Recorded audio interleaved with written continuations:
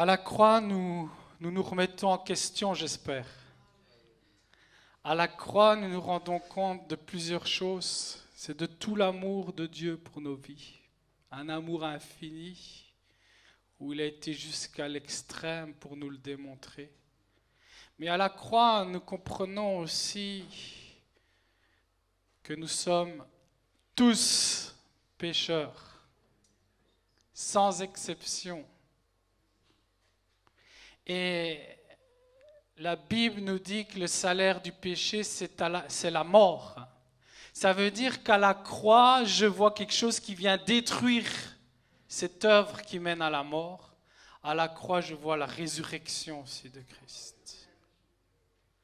Mais la résurrection de Christ, nous pouvons la vivre que si nous comprenons que tout est couvert. Même la chose la plus pire qui m'a été faite à la croix, je peux couvrir cette chose pour ne pas permettre à cette situation de m'envenimer, de me détruire par la haine, l'amertume et tant de choses. Nous avons chanté « Tout est couvert », mais est-ce que nous le croyons? Est-ce que nous le vivons vraiment? Est-ce que nous avons cette foi en cette vérité que toutes les œuvres de l'ennemi peuvent être détruites parce qu'à la croix tout est couvert? Ou encore aujourd'hui, l'ennemi a une emprise sur nous de découragement, une emprise d'esprit de mort. Est-ce que nous avons pris la victoire en Jésus-Christ en regardant la croix tout simplement ce matin? Tout est couvert à la croix. Et là où le diable voudrait me montrer des choses pour m'éloigner du chemin de Christ, je regarde la croix qui me ramène sur le vrai chemin. Parce que tout est couvert. Ce matin, je suis content que les jeunes ont choisi ce chant parce que c'est un chant qui, pour moi, nous conduit à l'essentiel, la croix. Et combien nous en avons besoin? Nous avons entendu Carmelina prier pour cette situation difficile. Et combien d'entre nous vivons des situations difficiles? Et combien peut-être sont bien aujourd'hui, mais demain devront malheureusement passer par des moments difficiles? Entendre le cri de Carmelina, c'est quelque part se remettre tous en question et se dire ça, c'est la situation de l'humanité aujourd'hui. Un monde de souffrance. Mais nous pouvons avoir la victoire parce que quelqu'un a pris nos souffrances à la croix. C'est Jésus. Ces derniers temps, ne croyez pas que votre pasteur, c'est un super-héros, Superman. Je crois que ces derniers temps, le diable a fait son petit jeu de chemin parce qu'il avait un serviteur qui était souvent devant et il a réussi peut-être à monter un peu de jalousie, d'orgueil envers lui. Et croyez-moi que j'aimerais vous dire que je vis des combats comme vous. Je vis des moments difficiles, des oppressions difficiles. Mais la croix est là. Et quand je regarde à la croix, je vois que Jésus n'est plus sur cette croix, qu'il est avec moi à mes côtés. Et je vais vous encourager. La croix nous montre aussi qu'il y a un combat terrible qui est spirituel. Et quand je parle de ces derniers temps où j'ai vraiment difficile, c'est que je peux même discerner des esprits mauvais. Je ne veux pas vous effrayer, mais je crois qu'il est temps que dans l'Église, on parle de la vérité. Il y a des esprits, il y a des démons qui agissent sur nos vies. C'est la Bible qui le dit et je peux vous affirmer, si vous ne l'avez jamais vécu, que j'ai confronté ces choses déjà dans ma vie. Et ces derniers temps, le combat est fort, mais j'arrive même à voir les esprits mauvais face à moi, les attaques diaboliques. Comme Jésus dira à Pierre, « Hors de moi, Satan, loin de moi ». Je vois ces choses. Ça pourrait même nous effrayer. Quand dans la nuit, vous avez une attaque diabolique, mais féroce, qui se manifeste. Ça pourrait vous effrayer, ça peut nous effrayer, mais c'est là que je veux introduire la parole de force qui est une épée de l'Esprit qui vient nous délivrer. Cette parole où l'Éternel va dire à un de ses serviteurs qui va avoir un fameux défi à relever, c'est celui de prendre son peuple et de l'amener vers les promesses, parce qu'encore aujourd'hui, Dieu veut nous amener vers des promesses, des plans de bonheur. Et voilà pourquoi il revient par le même esprit nous encourager. Et à Josué, il dira, ne t'ai-je pas donné cet ordre? Fortifie-toi et prends courage. Ne t'effraie pas et ne t'épouvante pas, car l'Éternel ton Dieu est avec toi partout où tu iras. C'est pas beau ça? Oui, Josué a été effrayé. Oui, Josué a eu peur de voir l'ampleur de sa mission et les œuvres diaboliques contre lui. Mais le Seigneur lui a dit, ne t'effraie pas. Prends courage. Et ce matin, j'aimerais prendre le verset juste avant, parce que si on parle de combat, on a parlé pendant des semaines que notre ennemi essaye de détourner vraiment le message de la parole. Il essaye de nous faire croire que la parole, ça peut être vécu d'une manière cool et relax, fun. Il essaye de transformer le vrai évangile, qui est une puissance, en un évangile de bisounours, comme on dit. Et j'aimerais venir sur un verset où le diable nous trompe souvent. Mais l'Esprit de Dieu est là pour nous révéler la vérité, parce que c'est la vérité. C'est le vrai message qui nous libère. On peut mettre ce message, et c'est juste le verset avant que l'Éternel lui dise « Ne t'ai-je pas dit de ne pas t'effrayer ?» Voilà, que ce livre de la loi ne s'éloigne point de ta bouche. La parole. Médite-le jour et nuit pour agir fidèlement selon tout ce qui est écrit, car c'est alors que tu auras du succès dans tes entreprises, c'est alors que tu réussiras. Là où je vois la tromperie du diable, c'est que sans cesse on voit des messages qui utilisent malheureusement ce verset pour vous dire « Allez, vous, peuple, gens du livre, tout va réussir, tout va fonctionner. » Mais j'aimerais vous parler de quelle réussite l'Éternel est en train de parler dans ce texte. Mais qu'est-ce qu'il dit vraiment l'Éternel à Josué? De quel succès il parle? De quelle entreprise il parle? Parce que nous, dans toutes tes entreprises, ça veut dire « Ah, je vais faire ça, ça va marcher, je vais faire ci, ça va marcher. » Seigneur, viens parler à ton peuple ce matin. Il s'agit, le succès, selon la parole de Dieu, il s'agit d'être plus que vainqueur face à un ennemi redoutable qui désire nous voler les promesses et les plans de Dieu dans nos vies. Ça, c'est le succès. Le succès, c'est cela. C'est rentrer dans le plan que Dieu a pour ma vie, pas dans la réussite de tous mes plans. Combien de plans j'ai eu, combien de désirs j'ai eu personnellement, mais qui n'ont pas fonctionné. Alors je pourrais me lamenter et remettre en question la fidélité de mon Dieu. Mais non, c'est tout simplement une mauvaise connaissance de ce que Dieu dit. Dieu a des promesses. Quelle était la promesse que Dieu avait donnée à Josué? C'est qu'il le ferait rentrer dans la terre promise. Moi, j'aimerais vous dire que Dieu a fait des promesses à Josué et son peuple, mais que Dieu a fait aussi des promesses à chacun de nous. Et son désir, c'est qu'on puisse vraiment rentrer dans ses plans. La clé, elle est claire. La clé de la réussite pour aller chercher la promesse de Dieu, c'est une parole de Dieu qui va nous conduire chaque jour vers cette nouvelle promesse qui est maintenant non plus donnée. Il ne m'est pas demandé maintenant d'aller à Canaan, conquérir Canaan. C'est plus ça que Dieu me demande. Ça, il l'a demandé à Josué. Mais maintenant, la parole de Dieu sera la clé, cette cette force que Dieu va nous donner afin d'atteindre quoi? Une promesse que Dieu a donnée à son Église. Son Église, c'est vous, c'est moi. Je l'espère. Et déjà là, vous comprenez déjà beaucoup de choses. Seigneur, mais alors ça veut dire que tu me demandes de faire certaines choses pour rentrer dans des plans qui sont propres à ma vie, propres à ton peuple d'aujourd'hui, parce que le peuple de Josué, ça fait longtemps qu'il a quitté cette terre. Maintenant, c'est une promesse à nous que tu veux donner.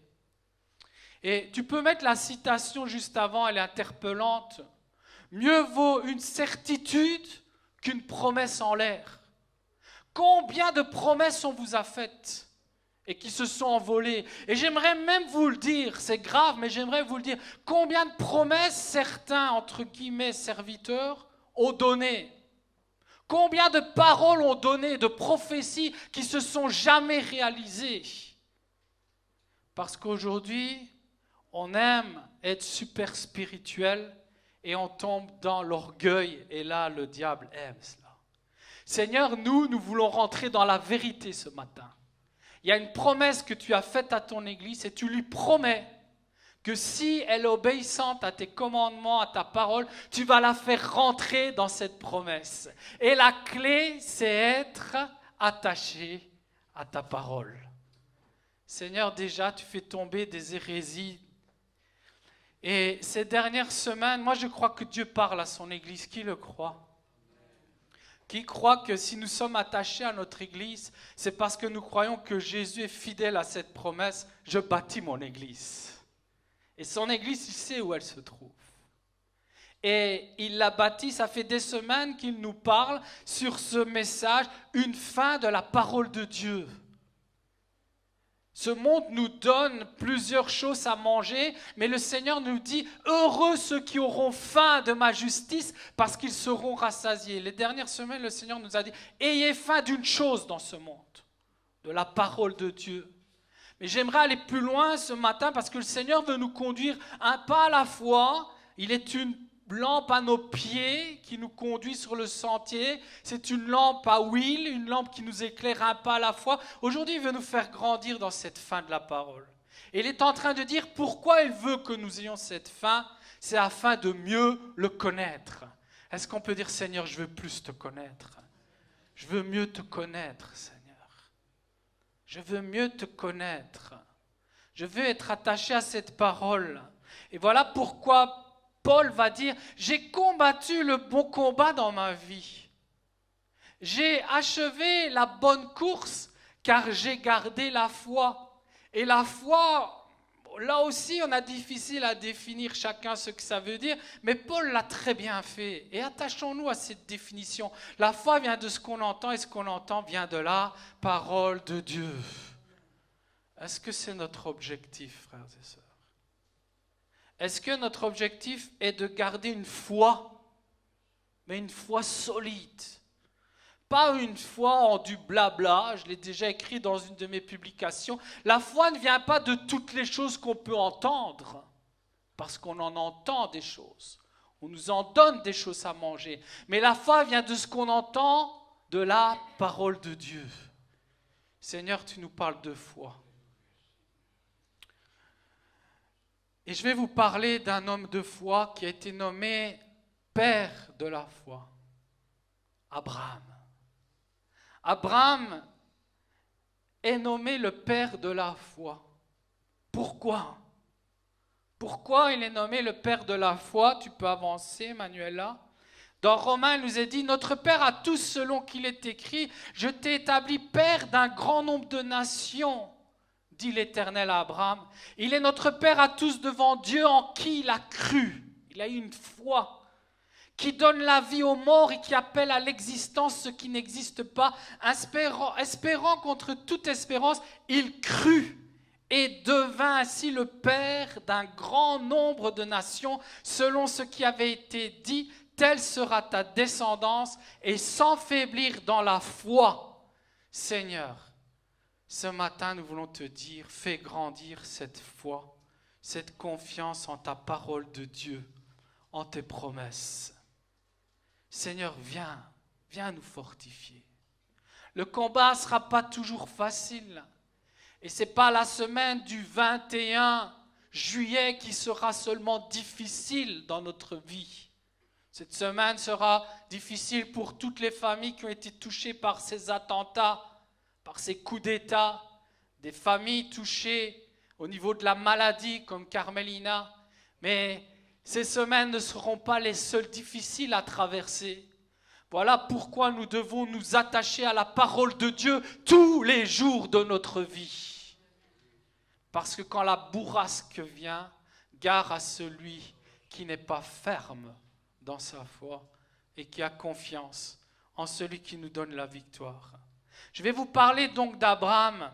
Et dans Genèse 15, Abraham, il est dit, après ces événements, la parole de l'Éternel fut adressée à Abraham dans une vision et Dieu parle. Et il dit, Abraham, ne crains point, je suis ton bouclier. Peuple de Dieu, n'ayez pas peur, l'Éternel est notre bouclier. Et ta récompense, on parle encore de récompense. Et là, tous les spécialistes qui veulent attirer l'Église à eux, les faux prophètes, ils aiment bien parler de récompense. Encore une fois, la récompense ici, elle est bien précise. Ce n'est pas des récompenses, hein. Tu vas avoir la plus belle des voitures, tu vas avoir la plus belle des villas, hein. Tu vas avoir la plus belle des femmes, tu vas avoir tout ce que ce monde peut donner. Ce n'est pas ça. Ta récompense sera grande. Abraham répondit, Seigneur éternel, que me donneras-tu ? Je m'en vais sans enfant et l'héritier de ma maison, c'est Eliezer de Damas. Et Abraham dit, voici, tu ne m'as pas donné de postérité. Celui qui est né dans ma maison sera mon héritier. Alors la parole de l'Éternel lui fut adressée ainsi. Ce n'est pas toi qui commandes. C'est moi le boss. C'est moi qui donne la vie. C'est moi qui sais ce qui est bon pour toi. Parce que Paul, par mon esprit, l'a dit, tout concourt au bien de ceux qui aiment Dieu. Et la réussite, souvent, nous la voyons comme nous la voyons. Mais la réussite, la vraie réussite, c'est quand nous rentrons dans le plan de Dieu.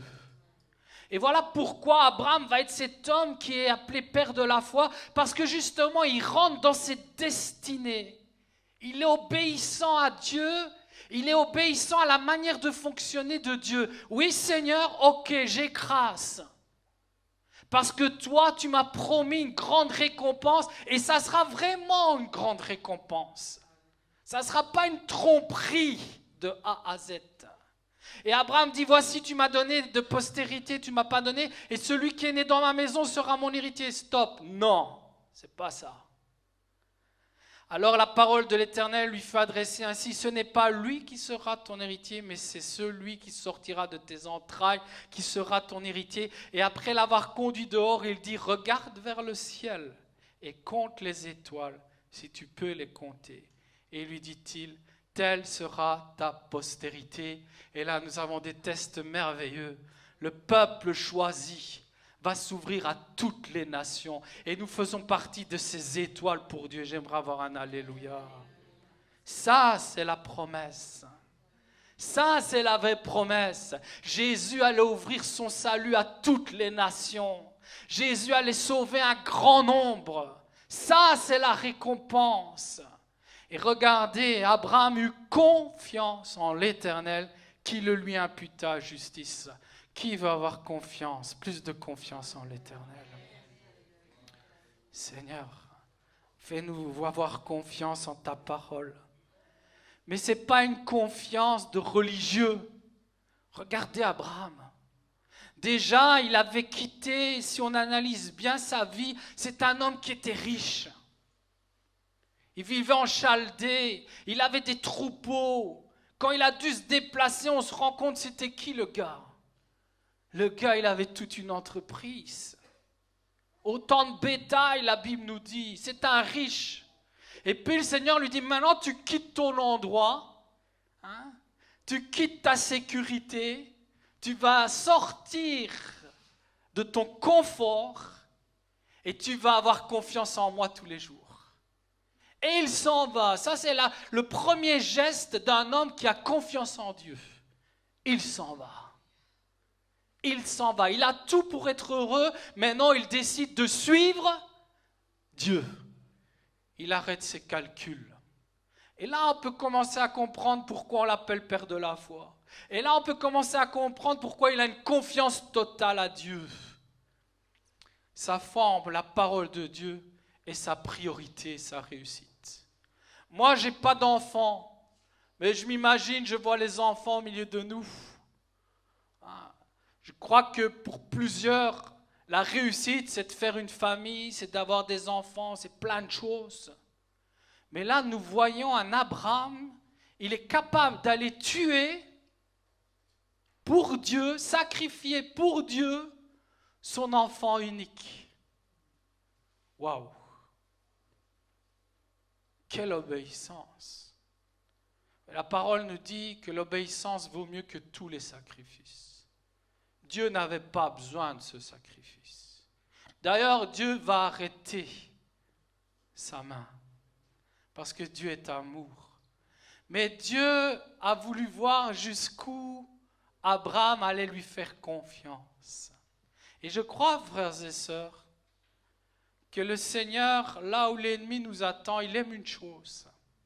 C'est de voir, comme il l'a dit à Satan, alors qu'il dit, je vais éprouver ce juste qui s'appelle Job. Je vais lui faire perdre tous ses enfants, je vais lui voler tout son bétail, sa femme va se remonter contre lui. Je vais voir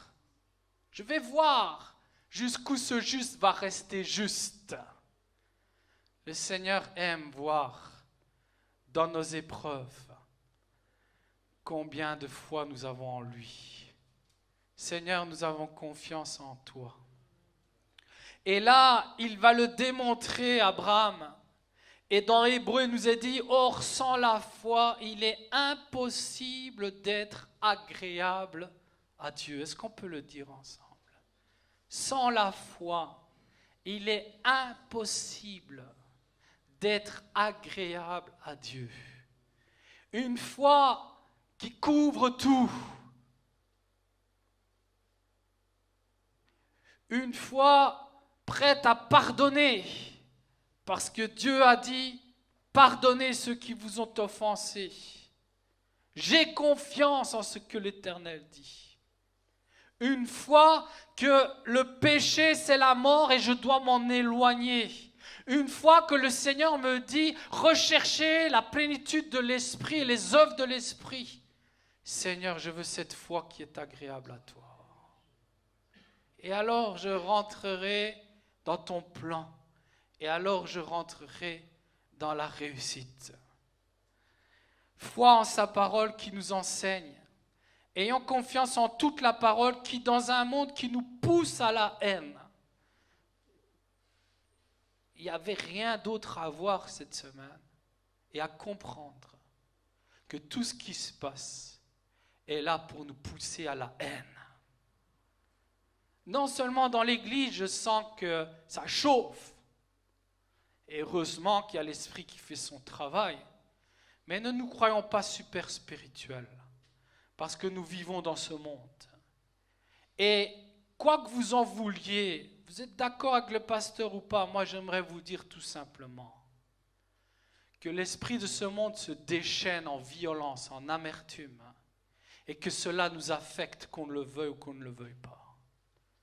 La seule chose qui va nous préserver, c'est de demeurer à l'abri du Très-Haut.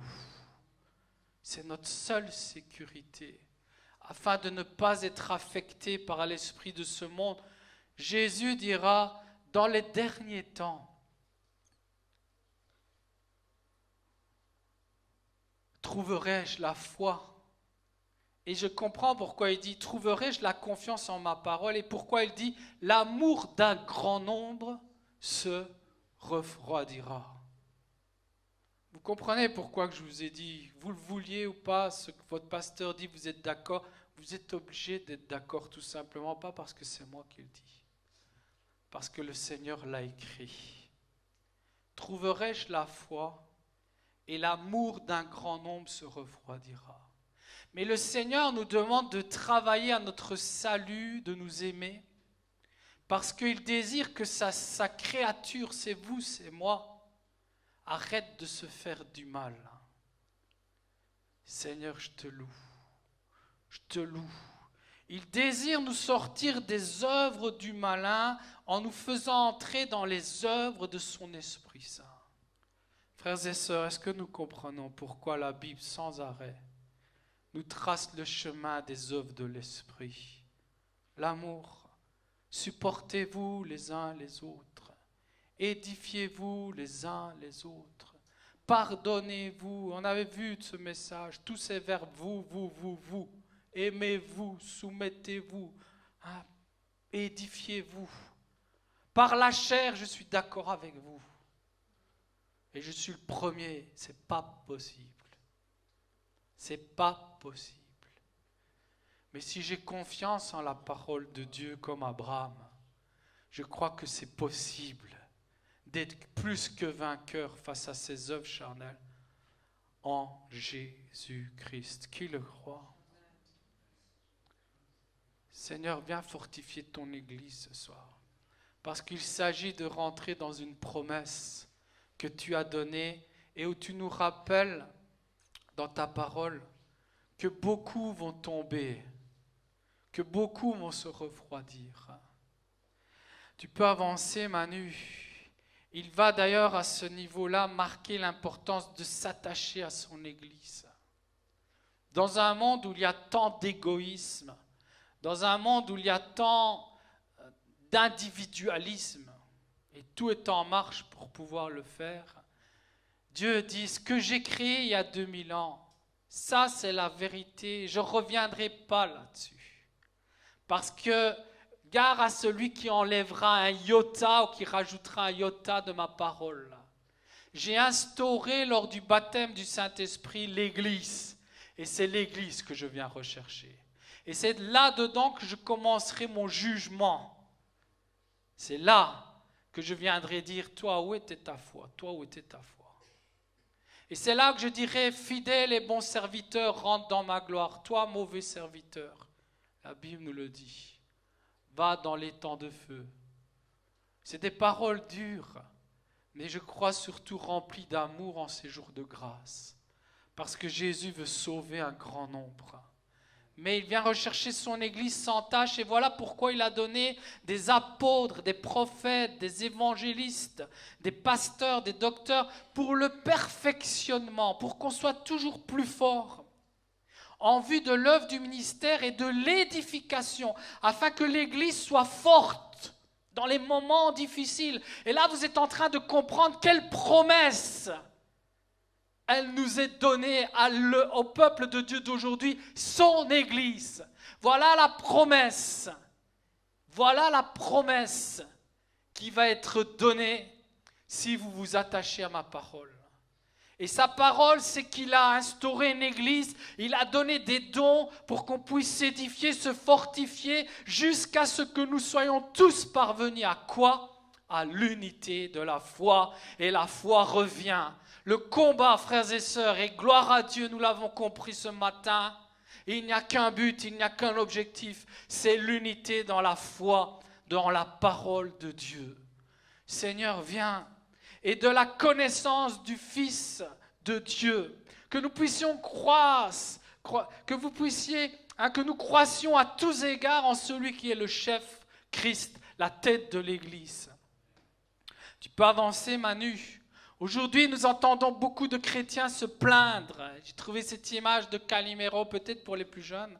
Vous n'avez pas connu Calimero, mais Calimero, c'est un dessin animé avec ce personnage qui sort de son œuf là et qui est toujours en train de se plaindre. Toujours en train de se plaindre. Et qui ne se plaint pas, en commençant par moi. Est toujours en train de se plaindre. Si on laisse notre chair se manifester, on va toujours se plaindre, on n'est jamais content. Même le gars qui habite depuis 5 ans à Tahiti sur une plage, je suis sûr qu'il se plaint. Et l'homme sera toujours un insatisfait, un éternel insatisfait. Et là, on entend se plaindre, mon Église est remplie de problèmes, elle n'est pas unie, il y a beaucoup de divisions, je ne supporte pas un tel. Les activités ne fonctionnent pas, elles ne sont pas bonnes, ne répondent pas à mes besoins, mon pasteur n'est pas bien, personne ne me comprend, etc., etc. Et ces plaintes, ça fait 2000 ans qu'elles existent dans l'Église. Souvent, je dis, mes frères, tu m'apprends rien, hein. Je sais que dans l'église, c'est comme ça. Va lire tel épître au Corin, tu vas voir, c'était peut-être pire. Parce que l'homme, quand il est animé de sa chair, il ne sait faire qu'une chose, c'est se plaindre. Mais Jésus nous dit qu'il a donné l'Esprit pour nous édifier, nous encourager. La vérité est que dans les derniers temps, de plus en plus de gens vont se plaindre. Pourquoi? Parce que dans les derniers temps, l'ennemi est en train de tout faire pour détruire et attaquer l'Église de Christ. Il va tout faire. Et c'est là que je dis, il faut que j'ouvre les yeux à l'Église. Il y a des démons. Vous avez vu Pokémon là? On essaye de faire de Pokémon un petit personnage tout gentil. C'est de la BD, hein, ça arrête ton cirque, hein, c'est du film. C'est des démons. J'aimerais vous dire, au nom de Jésus, je ne suis pas là pour ça, mais j'enseigne l'angélologie, la démonologie, qui fait bien partie de la Bible. Il y a des démons, il y a des esprits démoniaques. Et Paul dira, vous n'avez pas à combattre contre la chair et le sang, mais contre des esprits méchants. Est-ce que vous avez compris cela? Est-ce que vous avez compris, chères églises, que quand Jésus dit « tout est accompli, tout est couvert », c'est pour nous donner la victoire sur des puissances diaboliques aussi, qui sont là pour nous décourager. Là, vous comprenez qu'on rentre dans le combat de Josué et des mêmes paroles, le même esprit qui nous dit « ne t'effraie pas ». C'est vrai ça, mais ne t'effraie pas. Je suis avec toi. Ne t'effraie pas. Tu vas réussir dans tout ce que tu vas entreprendre selon ma volonté. Vous comprenez dans quelle promesse on est en train de rentrer, alors qu'aujourd'hui, moi je suis saturé de tous ces prédicateurs qui sont en train de vouloir faire plaisir aux gens. Et la Bible dit, ils se feront une foule de docteurs parce qu'ils aiment leur manière de parler. Tu vas gagner ci, tu vas gagner cela. Viens, regarde, c'est la réussite. La réussite, Paul l'a dit, j'ai gardé la foi. J'ai gardé la foi. Seigneur, viens nous donner la victoire ce matin. L'unité dans la foi, jusqu'à ce que nous soyons tous parvenus à l'unité de la foi et de la connaissance du Fils de Dieu, tant que l'ennemi, frères et sœurs, lui c'est ça sa stratégie dans la bataille. Tant que l'ennemi arrive à rentrer dans l'église, et dans l'Apocalypse il est dit qu'il va rentrer dans l'église, et il rentre, on le voit nous. On voit, nous les responsables, on doit dire stop, là c'est charnel ce que tu fais, frère, c'est pas spirituel. On est en train de devoir serrer les coudes parce que l'esprit du monde veut s'installer. Oui, mais non, mais Dieu est amour, frère. Je comprends qu'il y a des liens charnels qui sont là et que des fois c'est difficile d'accepter certaines choses, mais la Bible est claire. Les œuvres charnelles amènent la mort spirituelle. Et l'ennemi essaye de rentrer dans l'église en nous faisant croire, mais tu peux avoir un pied dedans, un pied dehors. Ton Dieu est amour. Ton Dieu pardonne tout. Oui, Dieu est amour, Dieu pardonne tout. Mais il veut nous avertir des œuvres qui viennent pour nous détruire. Et voilà pourquoi il met des bornes. Et tant que l'ennemi arrive à empêcher chacun d'avoir ce même but à atteindre. Regardez cette équipe de foot. La plus belle équipe de foot pour moi, et celle qui sera la plus performante, c'est celle qui aura le même objectif. Ce n'est pas celui qui va dire ah, « moi je suis extérieur droit, moi aujourd'hui il faut que je marque mon petit goal. » Hein? Et puis l'autre qui est derrière, qui en défense, il dit, moi j'en ai marre, hein, c'est toujours lui qui marque les goals, moi aussi j'aimerais bien marquer les goals. Ben eux, ils n'ont rien compris au but. Parce que le but, c'est d'aller dans le but. C'est d'aller dans le goal. Et c'est toute l'équipe qui doit aller dans le goal. Et le but ici que Paul est en train de nous dire, c'est l'unité de la foi. Frères et sœurs, est-ce que nous avons compris qu'est-ce que l'Église? Est-ce que nous avons compris qu'est-ce que nous faisons aujourd'hui à l'Église? Ou est-ce que notre objectif, il n'est pas bon ce matin? Mon objectif ce matin, c'est de dire oui Seigneur à ta parole. Ta parole me dit de m'attacher à ton Église parce que je suis une pierre à l'édifice qui doit être d'édification pour l'utilité commune. Seigneur, ça c'est ta parole. Et alors ton Église va rentrer dans la promesse. Et j'arrive à la fin de ce message. Vous avez vu tout ce développement. Pour vous faire comprendre, ne soyons pas trompés par les versets en les sortant de leur contexte. Dieu avait donné une promesse à Josué. C'était de faire rentrer le peuple de Dieu dans la terre promise. Amen. C'est fini cette promesse. Mais Dieu a donné une promesse à son Église. C'est vous, c'est moi. Et il nous dit ce matin comment nous pourrons y arriver, comment avoir la réussite. Déjà en ayant l'objectif. L'Apocalypse 2,7, que celui, et là je parle de révélation, je parle du dernier texte, si on a la foi, c'est de se dire, c'est le dernier texte que l'Esprit donne à son Église. Qui est l'Église de Christ? Témoignez-le, levez la main. Je suis l'Église de Christ. Je le suis. Je peux le proclamer. Quand ce monde, comme mes frères qui ont été mis à genoux et où on leur a demandé de renier Jésus, ils ont dit, je ne renierai jamais Jésus. Ben nous voulons apprendre à le faire sans honte aujourd'hui. Seigneur, moi je suis ton Église de Christ, l'Église de Christ. Et la promesse, voici, elle est donnée dans les derniers textes que Josué n'avait pas à sa connaissance. Le Seigneur lui dit, médite cette parole. Mais à l'époque, il n'y a pas le Nouveau Testament. Est-ce qu'on peut dire, alléluia, nous, peuple de Dieu, nous avons l'intégrité de la parole, elle est scellée. On ne peut plus rien rajouter, enlever, mais ce que Josué a reçu, nous, on a reçu plus. Est-ce que je peux avoir un alléluia? Seigneur, on a toute la parole. Cette parole que tu nous dis de méditer et que nous aurons la victoire. Cette parole, tu nous dis, ayez confiance en tout ce qui est écrit et vous serez plus que vainqueurs dans vos tribulations. Seigneur, tu veux nous donner la guérison parfois. Parfois, tu ne la donnes pas. Mais tu sais tout, tu reçois. Mais dans la famille Verna, je réclame une grande bénédiction.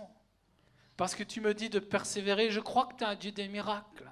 Je crois que tu peux faire un grand miracle. Mais je veux que ce miracle soit un miracle à la gloire de Dieu. Qui fait rentrer toute cette famille dans la promesse de Dieu. Qui est la vie éternelle. Bien plus qu'une maladie qu'on va vaincre. Mais que demain on devra réaffronter par autre chose. Parce que nous devrons quitter cette terre. Seigneur, ta promesse, ta récompense est bien plus grande que ce que nous pensons. Et voilà, la promesse, elle est donnée à l'Église. Regardez le combat, c'est celui-là, frères et sœurs. Et Paul va dire, j'ai gardé le bon combat. C'est ça la course que j'ai faite, c'était ça l'objectif. Et l'Église, je vous demande de vous unir pour que personne ne se perde et court vers l'objectif, la couronne de gloire. Seigneur, que celui qui a des oreilles, dit l'Esprit, entende ce que l'Esprit dit aux églises. Voilà la promesse. À celui qui vaincra, regardez ce verbe. Pour ceux qui ont regardé l'Euro, vous savez très bien, la France. Moi, sincèrement, à leur place, peut-être parce que j'ai fait du sport et je sais que la deuxième place est la pire, j'aurais préféré être sorti avant que de me retrouver là, à 2 doigts de la finale, de dire la coupe, je la tiens, et de se dire, mais mince quoi, on a été jusque là, c'est ça qui est triste, c'est ça qui est dur, on était à 2 doigts de l'avoir, mais on ne l'a pas eu. Ici, il nous est parlé de victoire. Frères et sœurs, je ne veux pas être quelqu'un qui amène des mauvaises nouvelles. Au contraire, Je veux quelqu'un qui avertit et qui encourage à vivre la bonne nouvelle. Mais s'il y a un vainqueur, il y a un perdant dans l'histoire. Et quand Jésus et quand Paul disent « J'ai combattu le bon combat, j'ai été jusqu'au bout », il ne dit pas « Je suis arrivé le premier », hein, on a eu ce message. Il dit « J'ai achevé la course, j'ai gagné ». Et la révélation, c'est l'Esprit qui parle à l'Église. C'est celui qui vaincra, je donnerai à manger de l'arbre de vie qui est dans le paradis de Dieu. Que celui ce matin qui a des oreilles entende ce que l'Esprit dit aux églises. Celui qui vaincra n'aura pas à souffrir la seconde mort. La seconde mort, vous la connaissez. La première mort, elle est physique ici. La deuxième, c'est devant le Seigneur.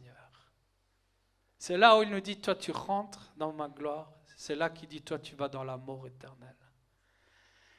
Église, ça, c'est la réussite.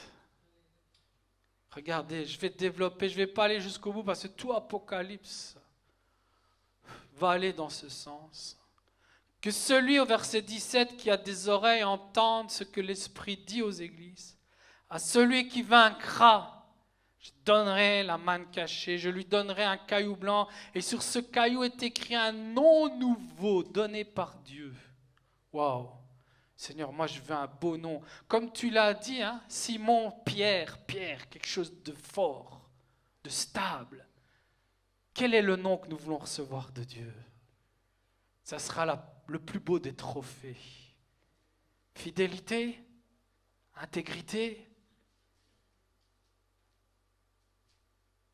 Barnabas, tous des noms merveilleux. Édification. Toutes ces choses. Seigneur, quel est le nom que tu vas me donner?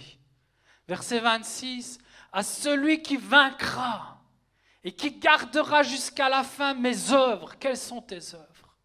Est-ce que tes œuvres sont les œuvres de Dieu? Est-ce que tu fais les œuvres de Dieu? J'aimerais te dire que si tu es là pour décourager sans cesse, ce n'est pas le Dieu que j'ai cité, celui qui dit fortifie-toi et prends courage. Quelles sont les œuvres qui nous amènent? Est-ce que c'est des œuvres qui unissent l'Église? Heureux les artisans de paix parce qu'ils seront appelés fils de Dieu, peuple de Dieu. Nous mourrons par manque de connaissance. Seigneur, nous voulons garder ta parole. Je donnerai, tu peux revenir en arrière Manu s'il te plaît, je donnerai autorité sur les nations. Vous savez qui vient? La Bible va nous dire dans Apocalypse, qui vient? L'Antichrist. L'Antichrist vient, il est en train de créer un climat de peur pour dire à un moment donné, bon les amis, vous et vos enfants, vous aimez vos enfants, hein, vous les aimez, vous avez tout fait pour eux, hein, et c'est bien. Maintenant vous allez faire quelque chose encore en plus. Vous allez m'élire pour diriger tout le monde parce que moi je vais amener la paix pour vos enfants. Ça c'est ce que nous révèle la parole sur l'Antichrist. Celui qui va avoir autorité sur les nations. Mais là, la parole est en train de nous dire, celui qui vaincra aura autorité sur les nations. Est-ce que la récompense est grande? Moi, je crois qu'elle est plus que grande. C'est nous donner toutes les clés ici de la réussite. Apocalypse 3,7, écrit à l'ange de l'église de Philadelphie, et allez lire ces textes, il parle à toutes les églises, avec toutes les attitudes que vous retrouvez aujourd'hui. Frères et sœurs, ne soyez pas découragés. Regardez votre pasteur, peut-être pasteur c'est un enseignant, il est direct, il est clair, hein, et peut-être des fois, écoute, la vérité c'est clair, c'est clash, des fois on ne veut pas l'accepter, donc, hein, frères et sœurs, avec tout l'amour que j'ai, tout ce que vous entendez des églises, tout ce qui est là pour vous décourager, ces choses doivent arriver. Elles sont déjà écrites. Elles sont déjà écrites parce que la parole de Dieu est à jour. Alors s'il vous plaît, si vous m'aimez, écoutez ce que je vais vous dire. Ne vous découragez pas. Ne vous découragez pas de tout ce que vous pourrez entendre dans cette église et dans toutes les autres églises, parce qu'il n'y en a aucune qui est parfaite. Mais je crois que Jésus vient rechercher son Église sans tache et il sait où se trouvent ces pierres sans tache. Et il saura les rassembler au jour de l'avènement et reprendre son Église. Seigneur, merci. Ce matin, je vais être dans la joie tout simplement pour cela. Parce que c'est nous tous que Jésus veut racheter et rajouter à son Église. Seigneur, il ne vient pas pour juger ce matin. Parce qu'alors, il serait déjà revenu. Et là, il dirait, toi, maintenant, c'est fini. Fini. Non. S'il serait là pour juger ce matin, parce que ça, c'est aussi un mensonge. Hein? Le pasteur, il prêche, mais c'est un jugement. Mais non, réfléchissez un peu. Si le pasteur, il prêche, c'est justement pour nous éviter le jugement. Ou sinon, ça sert à quoi les prédications? Ça sert à quoi tous les dons qui ont été donnés à l'Église? C'est pour l'édification. C'est pour que l'Église soit plus forte. Ce matin, est-ce que nous voulons dire, Seigneur, merci pour ta parole? J'ai confiance en ta parole ce matin. Seigneur, ta parole est la vérité. Je connais tes œuvres. Voici parce que tu as peu de puissance et que tu as gardé ma parole et que tu n'as pas renié mon nom, j'ai mis devant toi une porte ouverte que personne ne peut fermer. Je peux avoir un alléluia, un vrai. Seigneur, merci. Merci. Mon entreprise, elle va réussir. Parce que mon entreprise, c'est de garder ta parole jusqu'au bout. Rien d'autre, Seigneur. Oui, je fais plein de choses parce que à travers ce que je veux faire, il y a des ministères qui s'ouvrent, il y a des ministères que tu m'attends parce que tu veux m'apprendre des choses, tu veux me former. Mais mon premier objectif, c'est de garder ta parole dans mon cœur. Seigneur, sois loué. Voici, je te donne ceux de la synagogue de Satan qui se disent juifs. Et aujourd'hui, je peux vous le dire, quand je vais en Israël, souvent les sujets de discussion avec des juifs messianiques, des vrais juifs, c'est que même en Israël, il y a des gens qui se disent juifs qui ne sont même pas juifs. Vous imaginez? Il y a des gens qui rentrent en Israël parce qu'on dit que les juifs rentrent en Israël. Et puis ils arrivent là et on se rend compte que ce n'est même pas des juifs, ils se disent juifs. Il y a des églises qui se disent messianiques aujourd'hui. Ils sont en train de remettre en pratique dans l'église de Jésus les lois mosaïques, les lois de Moïse. Ils sont même en train de se dire que mon arrière-grand-père était juif alors qu'il n'a rien à voir. La Bible est la vérité, écrite par l'Esprit de Dieu il y a 2000 ans. La synagogue de Satan qui se disent juifs et ne le sont pas, mais qui mentent. Esprit de mensonge. Voici, je les ferai venir, se prosterner à tes pieds et connaître que je t'ai aimé, parce que tu as gardé ma parole, la parole de la persévérance en moi. Je te garderai aussi à l'heure, ça c'est fort ça, à l'heure de la tentation. Combien de parents ont peur aujourd'hui quand ils voient ce qui se montre à leurs enfants? Je regardais un film avec mon épouse à 13h30. 13h30. Après à peine 2 minutes de lancement du film, c'était une scène érotique. À 13h30. Et je crois que je n'ai pas besoin de vous faire un dessin. Vous l'avez mieux compris que moi. La tentation va aller de pire en pire. Et celle qui va venir sur le monde, frères et sœurs, c'est à l'Église que les prédicateurs qui prêchent par l'Esprit vont prêcher la vérité. Ils vont ouvrir nos yeux. Parce que c'est eux qui ont été donnés à l'Église pour que l'Église soit forte, édifiée, et qu'elle trouve l'unité dans la foi. Cet homme-là que j'ai choisi, c'est Oscar Wilde. C'est un gars qui avait tellement de talent, Dieu lui a donné tellement de talent, qu'il va avoir très vite, très jeune, une renommée mondiale. Il va aller à Brooklyn, il va aller dans les plus grands théâtres. Il est appelé à être le plus grand que Shakespeare.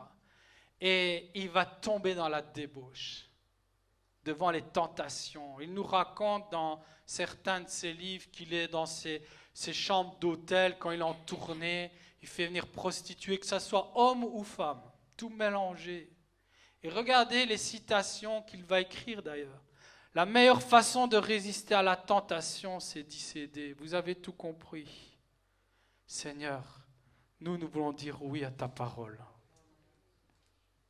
Tout le reste, même si c'est bien dit, même si c'est bien fait, même si c'est des étoiles pour ce monde, nous, c'est ta parole que nous voulons garder. C'est la foi en ta parole que nous voulons garder. Seigneur, viens, parle à ton Église. Et il dit, je viens bientôt. Retiens ce que tu as, afin que personne ne prenne ta couronne. Vous avez compris, vous et moi, qu'il y a un voleur. Quelqu'un qui veut nous voler la couronne. Je me rappellerai toujours dans une course que j'ai faite à Palerme. On devait faire 3 circuits autour du commerce qui sponsorisait la course. Et après le 3e circuit, avant de partir en ligne droite, l'arrivée était en montagne. Les signaleurs qui faisaient partie de l'équipe de Palerme nous ont fait repartir sur un 4e tour. Quand on s'en est rendu compte, on avait déjà perdu 1 à 2 minutes. On a fait demi-tour, c'est vrai. Et je suis arrivé à 30 secondes du premier. J'étais 2e. Donc je peux vous dire que la 2e place, c'est la plus laide. Ce n'est pas la victoire, c'est perdre. Mais avec ce qu'on m'avait volé, on m'avait volé la victoire. Il y a un voleur dans ce monde. Il y a un voleur. Il y a un voleur et sans arrêt, lui, il veut nous voler cette récompense, cette promesse. Celui qui vaincra, je ferai de lui une colonne dans le temple de mon Dieu. Qui veut être une colonne dans l'église? C'est un signe que la victoire nous appartient. Quand nous sommes une colonne, quelqu'un qui dans l'église est un soutien pour l'église. Quelqu'un qui, grâce à lui, l'église va de l'avant. Et de temps en temps, on ne vient pas en observateur en se disant « Ah, elle est où l'église aujourd'hui? Comment elle se comporte ici ?» Non, je viens dans l'église pas en spectateur, en acteur. Je viens et je vais vous dire, n'espérez pas faire de grandes choses. Faites les choses les plus importantes. Je viens prier. L'arme fatale que Dieu m'a donnée. Je viens prier pour mon église. Je viens méditer la parole de Dieu parce que connaître la parole de Dieu, c'est pratiquer les œuvres de l'Esprit qui édifient l'église. Seigneur, fais de moi une colonne. Et il n'en sortira plus. J'écrirai sur lui le nom de mon Dieu et le nom de la ville de mon Dieu, de la Nouvelle Jérusalem. Et là, vous avez la nouvelle promesse. La Nouvelle Jérusalem. À Josué était promis Canaan, à nous est promis la Nouvelle Jérusalem, qui est spirituelle. Seigneur, voilà la promesse. Tout ce que j'entreprendrai pour arriver là sera de la réussite. Ma vie d'église, ma vie où tu me sculptes. Quand Jacques dit, regardez la parole, elle est comme un miroir. Et malheur à celui qui s'en va sans tenir compte des fautes qu'il a vues, sans changer ce que la parole qui est un miroir lui a montré. Seigneur, c'est dans ça que je veux entreprendre. C'est ça mes entreprises. Ça sera ça ma réussite. Tu peux avancer Manu. Une inclusion dans Apocalypse 3.13. C'est quoi une inclusion? Les auteurs de l'époque écrivaient et ils avaient des codes pédagogiques, je vais dire. C'est une pédagogie comme nos professeurs ont aujourd'hui. Massimo pourrait vous le dire. Il va avoir un programme pour l'année et puis il va y avoir des contrôles qui vont venir voir s'il tient bien le programme pédagogique de l'année. C'est pas vrai? Eh bien, ça a toujours été comme cela. Le Saint-Esprit est le meilleur des enseignants et il va avoir une pratique qui est courante. C'est qu'il met une phrase pour commencer un enseignement très important et il va finir par la même phrase pour vous dire, vous voyez là, il y a une inclusion que ça s'appelle. Ça veut dire que ça fait partie des enseignements les plus vitaux pour le succès de l'Église. Regardez. L'inclusion, c'est que celui qui a des oreilles entende ce que l'Esprit dit aux églises. Allez à la fin du chapitre 3, que celui qui a des oreilles entende ce que l'Esprit dit aux églises. Ça, c'est l'inclusion. Écrit à l'ange de l'église de Laodicée, voici ce que dit l'Amen, le témoin fidèle et véritable, commencement de la création de Dieu. Je connais tes œuvres, je sais que tu es ni froid ni bouillant. Puisses-tu être froid ou bouillant? Ainsi, parce que tu es tiède et que tu es ni froid ni bouillant, je te vomirai de ma bouche. Parce que tu dis, je suis riche, je me suis enrichi et je n'ai besoin de rien, et parce que tu ne sais pas que tu es malheureux, misérable, pauvre, aveugle et nu, voici je me tiens à la porte et je frappe. Regardez, il ne va pas dire, eh bien pour ça, tu vas en enfer. Regardez ce qu'il va dire. Si quelqu'un entend ma voix, l'amour de Dieu, les bontés qui se renouvellent chaque jour pour nous donner le succès. J'entrerai chez lui, je souperai avec lui et lui avec moi. Le souper, c'est le signe de la réconciliation. Quand vous êtes en guerre dans vos familles, vous avez compris que pendant des semaines et des semaines, on ne va plus manger ensemble. On ne va plus se voir. Ça, c'est des signes, c'est radical parce que c'est biblique aussi, c'est des lois bibliques qui montrent qu'il y a des tensions. Autour de la table, Jésus était un professionnel du tour de la table parce qu'il savait ce qu'il voulait enseigner. Il voulait dire, quand il y a une prostituée qui vient à table, il voulait dire, oh toi le religieux Simon, tu la fermes avec ta religiosité. Moi je suis venu pour guérir les malades. Et elle va s'asseoir ici. Autour de la table, il y a beaucoup de choses. Et ici, la table est signe de réconciliation avec Dieu, surtout dans la coutume hébraïque. Celui qui vaincra, je le ferai asseoir sur moi, sur mon trône, comme moi j'ai vaincu. Et là, vous dites Alléluia, s'il vous plaît. Vous aurez des tribulations dans ce monde, dit Jésus. Mais soyez sans crainte, j'ai vaincu le monde. Et il aurait pu dire, je crois qu'il aurait pu dire, et vous serez en moi plus que vainqueurs. Et là, d'autre part. Est-ce que nous avons compris la vraie promesse ce matin et comment le Seigneur veut nous y conduire? Que celui qui a des oreilles entende ce que l'Esprit dit aux églises. Et la fin de ce message, qui je dirais plus, oui, pour certains qui disent notre pasteur c'est un enseignant, oui, je ne vais pas vous tromper là-dessus. J'espère que vous avez eu un très bon enseignement de la Bible ce matin. Si ça peut vous faire plaisir, mais ce que je voulais surtout, c'était vous donner la parole que Dieu voulait donner à son peuple pour la rendre plus forte dans la bataille de tous les jours. Apocalypse 21:7, c'est la conclusion. Je lui ai dit, je n'ai pas le temps de tout développer, Apocalypse. Celui qui vaincra, vous voyez ce verbe vaincre, héritera ces choses. Je serai son Dieu et il sera mon fils. Héritage, récompense, promesse, atteinte. Mais pour les lâches, et le mot en grec veut dire les peureux, ceux qui ont peur, ceux qui savent qu'il y a un esprit de puissance, mais qui y ont dit quelque part, bon, la Bible dit, mais moi, quelque part, je suis un peu incrédule. Je préfère avoir mon esprit de timidité devant mes collègues. Je préfère faire mon boulot, rentrer chez moi, être tranquille, seul chez moi. Esprit de peur, de timidité. Les incrédules, c'est quelque part ne pas avoir foi, tout ce que la Bible nous dit. Je vais vous faire de vous des vainqueurs. Et j'ai tout accompli pour vous donner ce qu'il faut pour être des vainqueurs. Pour montrer à ce monde, c'est vous le sel de la terre. Mais si le sel perd sa saveur, mais je vais vous donner ce qu'il faut pour que vous soyez la lumière du monde. Les abominables, les meurtriers, les impudiques, les inchanteurs, les idolâtres, c'est ceux qui servent quelqu'un d'autre. Et je le dis souvent aujourd'hui, l'Église, elle fait un fameux défi, c'est relever ce prince de ce monde dont il est le Dieu de l'argent. Tous mes frères et sœurs sont liés. Au matin, ils doivent se lever et passer toute leur énergie et tout le temps de leur journée à aller gagner de l'argent. Ils sont obligés. On est tenus. Mais moi, je crois qu'en Christ, on peut avoir la victoire, même sur le lieu de travail. Même sur le lieu de travail. Je crois que notre objectif primaire peut être autre chose que gagner de l'argent et d'avoir une sécurité sociale. Je crois qu'il peut prendre comme objectif primaire, Seigneur, mais même au travail, je vais accomplir ta volonté. Je vais témoigner de ton amour. Et quand j'aurai un peu de temps, je vais prier pour mon Église.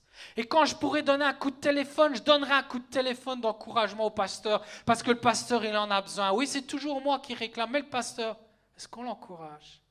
La femme du pasteur, est-ce qu'on l'encourage? Oui, nous pensons toujours à nous, mais nous allons vivre la vraie Église, nous allons penser aux autres. Il a plus de joie à donner qu'à recevoir. Qui a cru à ce verset-là? Qui a cru à ce verset-là? Qui a la foi à ce verset-là? Que Dieu a dit, allez là où je vous ai placé au travail pour annoncer, faire des disciples. Qui a la foi en ces versets-là? Seigneur, ta foi nous tiendra ferme en toi. Leur part sera dans les temps ardents de feu et de soufre, ce qui est la seconde mort. Mais nous voulons ce matin dire, Seigneur, tu as parlé à ton peuple. Que ton Église ouvre ses oreilles et entende. Nous voulons dire, nous avons entendu. Qui veut dire, j'ai entendu ce matin? Seigneur, plus d'amour en moi. Plus d'amour pour ton œuvre. Jean, qui croit? Et là, on va parler de croire, hein? La foi. Qui croit que dans 1 Jean 5, je pense, je suis fatigué, priez pour moi. C'est 1 Jean 4 ou 1 Jean 5, mais c'est un des deux. Où Jean va dire, comment tu peux dire aimer Dieu quand tu n'aimes pas ton frère? Comment tu peux aimer quelqu'un que tu ne vois pas si tu n'aimes pas celui que tu vois?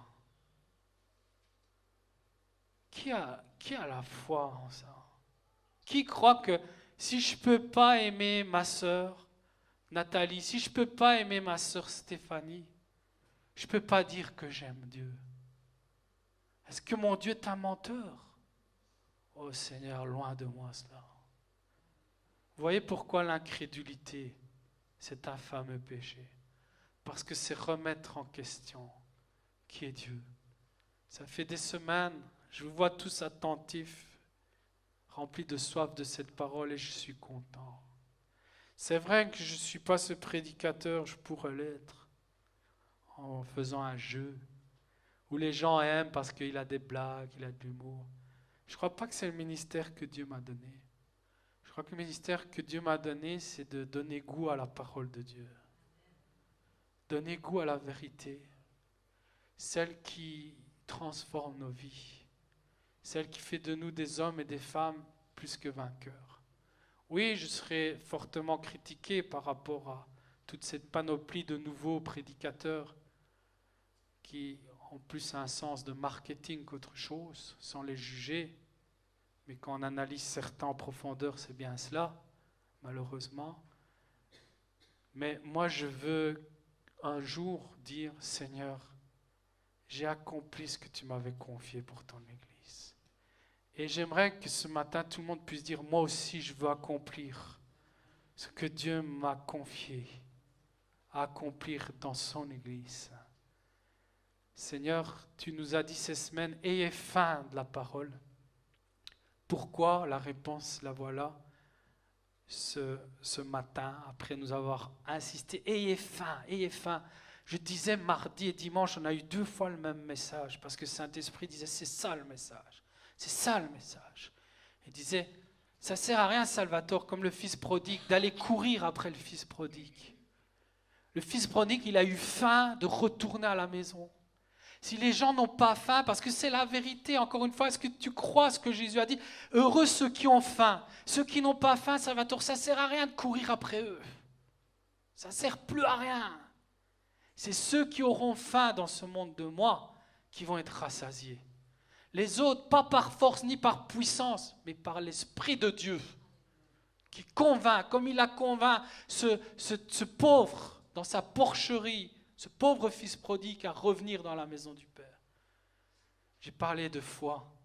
Et je crois que ce matin, j'ai donné une bonne définition de la foi. La foi, c'est une foi qui est alimentée par une parole qu'on connaît. Je connais ce matin la vérité, la volonté de Dieu. Je l'ai entendue et je veux la mettre en pratique dans ma vie parce que je veux que ma vie soit une réussite. Je veux rentrer dans le plan que Dieu a pour mon Église. Et je veux être à ma place dans cette Église. Amen.